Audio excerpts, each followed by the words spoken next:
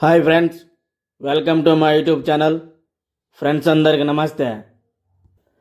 నేడు బంగ్లాదేశ్తో భారత్ డి మహిళల T20 ప్రపంచ కప్. పాకిస్తాన్, నెదర్లాండ్స్లపై ఘన విజయాలతో T20 ప్రపంచ కప్ను గొప్పగా ప్రారంభించిన మహిళా జట్టు దక్షిణాఫ్రికా చేతిలో అనూహ్య ఓటమితో ఒక్కసారిగా తమ పరిస్థితిని కష్టంగా చేసుకుంది. ఇప్పుడు తర్వాత పోరులో బలహీన జట్టు బంగ్లాదేశ్పై చెలరేగి గెలిస్తే జట్టు ముందంజ వేసే అవకాశాలు మెరుగవుతాయి.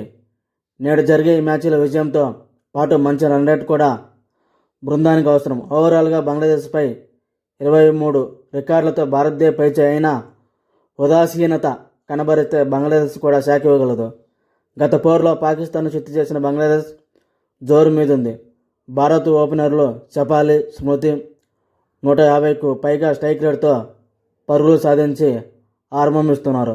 అయితే జమీమా, హర్మన్ప్రీత్, యస్తికా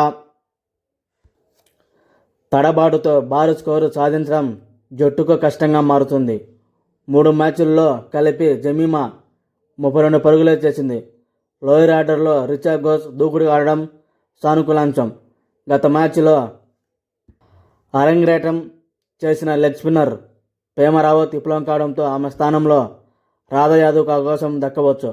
బంగ్లాను పదునైన పేస్తో ఇబ్బంది పెట్టే వ్యూహంతో క్రాంతి గౌడ్ను తుది జట్టులో చేర్చాలని మేనేజ్మెంట్ భావిస్తుంది. ఎడమ చేతి వాటర్ స్పిన్నర్ ఆంధ్ర ప్రదేశ్ శ్రీచరణి నిలకడగా రాణిస్తుంది. ఇక బంగ్లాదేశ్ బ్యాటింగ్లో ఓపెనర్ కెప్టెన్ నిగార్ సుల్తాన్లపై ఆధారపడుతుండగా బౌలింగ్లో పారుపమా అఖ్తర్, నహీదా అఖ్తర్ కీలకం కానున్నారు. గ్రూప్ 1లో ఆడిన 4 మ్యాచ్ల్లో గెలిచిన ఆస్ట్రేలియా సెమీఫైనల్ స్థానాన్ని దాదాపు ఖాయం చేసుకోగా రెండో స్థానం కోసం దక్షిణాఫ్రికా, భారత్ మధ్య పోటీ ఉంది. నేటి మ్యాచ్లో నెదర్లాండ్స్తో ఆ మ్యాచ్ బంగ్లాదేశ్తో సపరేట్ టీం ఆడాల్సి ఉండగా భారత్ చివరి పోరులో ఆస్ట్రేలియాను ఎదుర్కొంటుంది. కాబట్టి రన్ రేట్లో దక్షిణాఫ్రికాతో పోటీ పడాలంటే హర్మన్ప్రీత్ బృందం అత్యుత్తమ ప్రదర్శన కనపరచాలని ఉంది. గెలుపు రన్ రేట్పై గురి.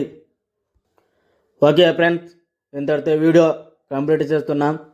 నచ్చితే లైక్ చేయండి, షేర్ చేయండి, కామెంట్ చేయండి, సబ్స్క్రైబర్ చేసుకోండి. Thank you for watching. Have a nice day. Have a good day.